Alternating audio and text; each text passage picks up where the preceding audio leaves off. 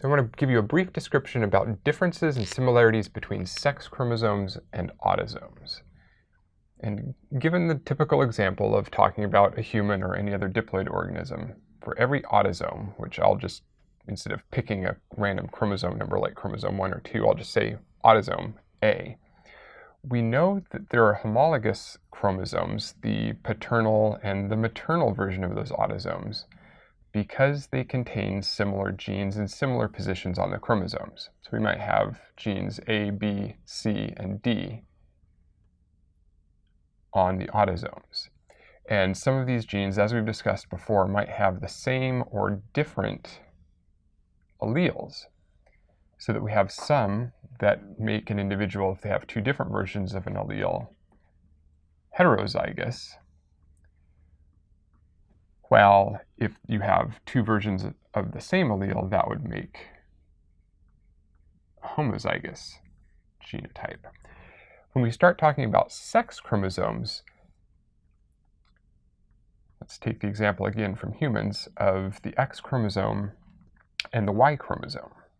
These also are homologous chromosomes. At one point long ago, millions of years ago, the X and the Y chromosome used to be a 23rd pair of autosomes. But over the last several million years, the Y chromosome has begun degenerating. It's literally falling apart. Chunks of DNA are breaking off and leaving. And so now, in certain regions of the X and the Y chromosome, there is still homology, or similar genes found in similar locations. These are called the pseudoautosomal regions. Pseudo because sort of, autosomal. They act kind of like autosomal regions of chromosomes. And so there's two regions like that. There's one at the top of the X and the Y chromosome, and there's one at the bottom. And in these regions, we can still discuss heterozygosity and homozygosity in a male. So you know in humans, if you have a Y chromosome, that makes you male. And if you have two X chromosomes, that makes you female. The reason that the Y chromosome produces males in humans is because there's a gene called SRY that's on the Y chromosome. And if you have that gene, it's dominant. If you have that gene, that causes male development. It's not present on the X chromosome, but the X chromosome has some other genes like F, G, H, and a bunch of other genes that are not on the Y chromosome. Because the Y chromosome is so much smaller and it's had a lot of genes, literally, like I said, sort of falling off of the chromosome. So the Y chromosome is much smaller than the X. And in this region that's not the pseudoautosomal region, there's an X-specific region that contains genes that are only found on the X chromosome. And there's a Y-specific region, or Y-limited region of that chromosome, where only genes are found on the Y chromosome but not on the X. So we can't talk about these as being heterozygous or homozygous because only one of the two homologs contains those genes. This defines the term hemizygous, or half-zygous, because only one of the two, half of the homologs, contain that gene in the first place.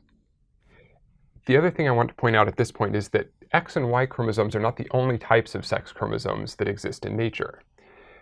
There are also Z and W chromosomes, and they act in a similar way to the X and the Y.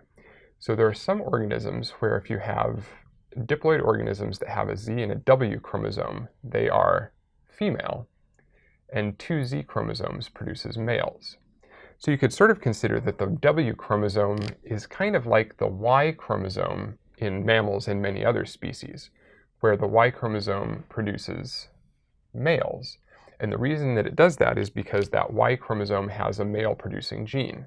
Well, in species, including many birds and a lot of Lepidoptera, moths and butterflies, have the ZZ-ZW sex chromosome system. And what that means is the W chromosome has a female determining gene on it. So if you get a W chromosome, you develop as a female.